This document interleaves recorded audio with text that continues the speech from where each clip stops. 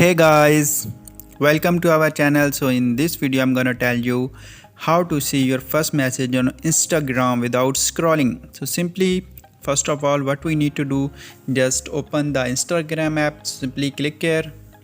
So you can see this is the main interface of our Instagram app.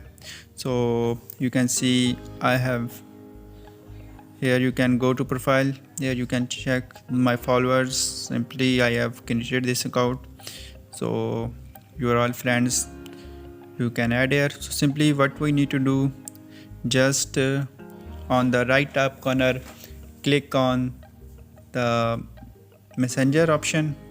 So when you click this, so here simply I don't have send any message to person, so simply you can check if you send message here. So here you can see how you can check your first message without scrolling. So obviously it is available on the top, even you have long list, your first message see on the top. So in this way you can simply see your first message on Instagram